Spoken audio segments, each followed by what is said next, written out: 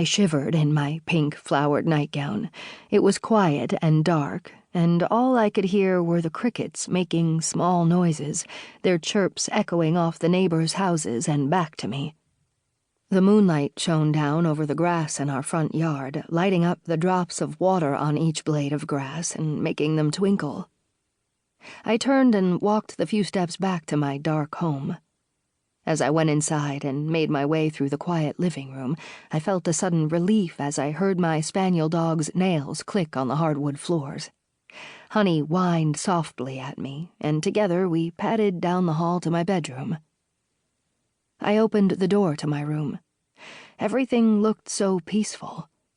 My lavender bedspread was crumpled on my bed, and sitting on top of my bedspread were my stuffed animals, just where I'd left them, lined up beside the pillow at the head of my bed and all the way around the edges, where they formed a soft, safe barrier for me to hide behind. My favorite fluffy brown bear stared back at me, his friendly black eyes seeming to say, "Coast is clear. Make a run for it." Honey looked up at me from the floor and slowly wagged her black tail. She seemed to want me to come to bed as well.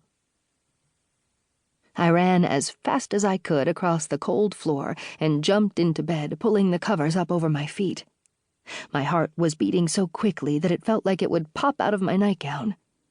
I peeped out from under my soft blanket. Honey looked up at me from her bed on the floor, and I smiled. No one was hiding under my bed waiting to grab my feet. I knew that, of course, but still. I held on tight to my Teddy's furry brown ear and closed my eyes. There were no monsters, but that summer I had been lying in bed half asleep when someone reached up from under the bed and grabbed my feet.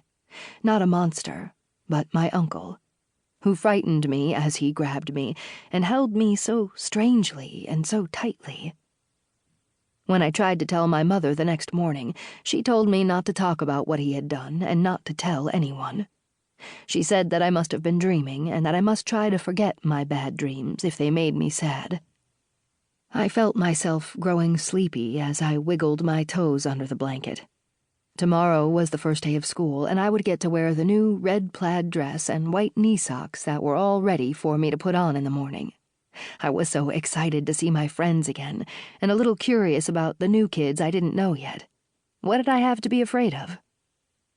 I told myself to stop being a baby and go to sleep. My uncle had gone back to his own home soon after that scary night. Tonight it was just me and Teddy in the bed, and my dog Honey sleeping on the floor next to us. I was in the 2nd grade now, and big girls weren't supposed to be afraid of anything. I would listen to my mother and do my best to forget about my uncle. I pushed all the scary thoughts back down deep inside where I couldn't think about them anymore. I was 8 years old, and I was a big girl.